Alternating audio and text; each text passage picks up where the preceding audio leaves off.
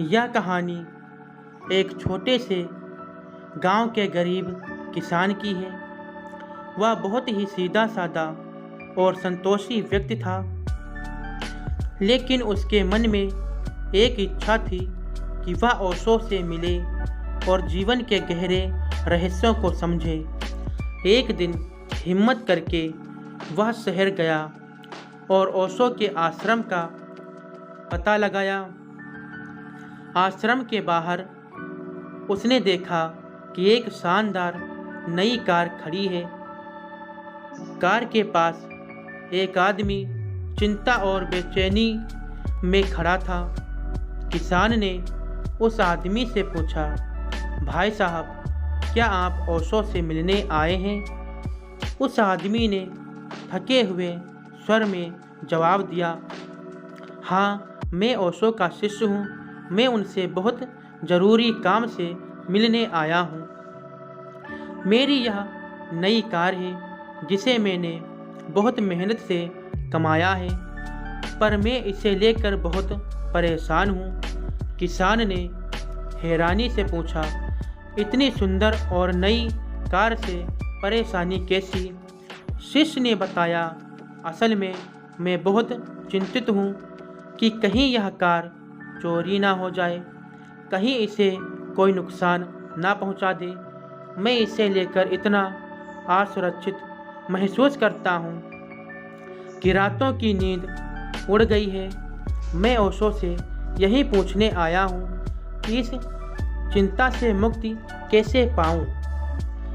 किसान को उस आदमी पर थोड़ी दया आई और वह चुपचाप आश्रम के अंदर चला गया।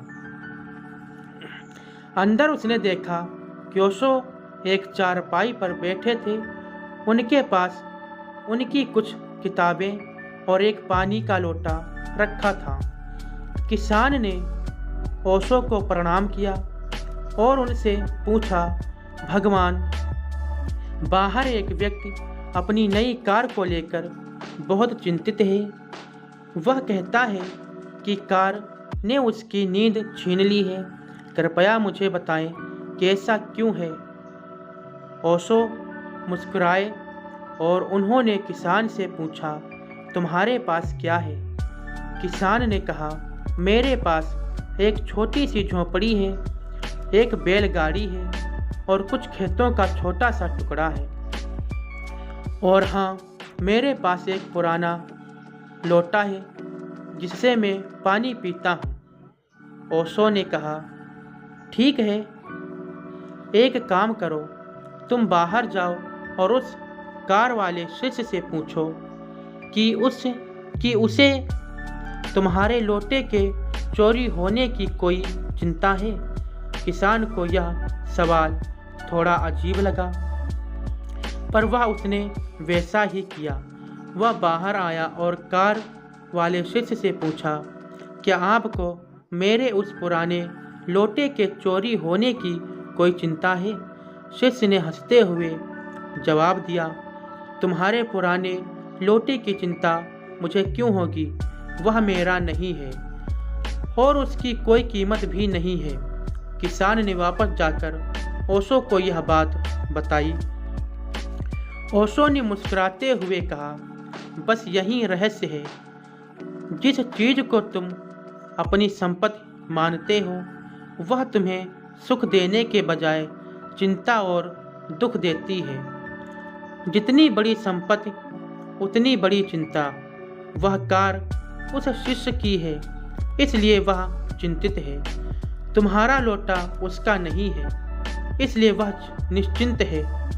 असली संपत्ति वह नहीं है जिसे आप बाहर से इकट्ठा करते हैं, बल्कि वह है जो आपके भीतर है।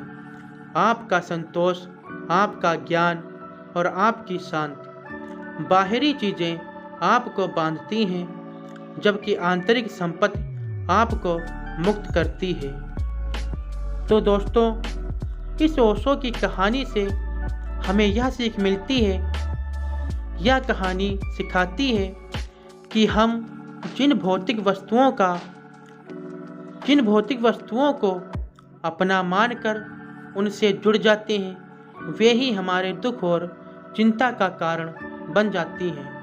संतोष और शांति ही जीवन की वास्तविक पूंजी है।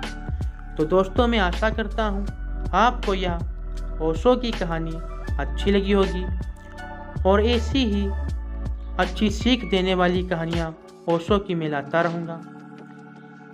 और हमारे चैनल ज्ञानधारा STB को सब्सक्राइब कर लें ताकि आपको एक से एक बढ़कर ओशो की कहानी मिल सके। तब तक के लिए दोस्तों, नमस्कार।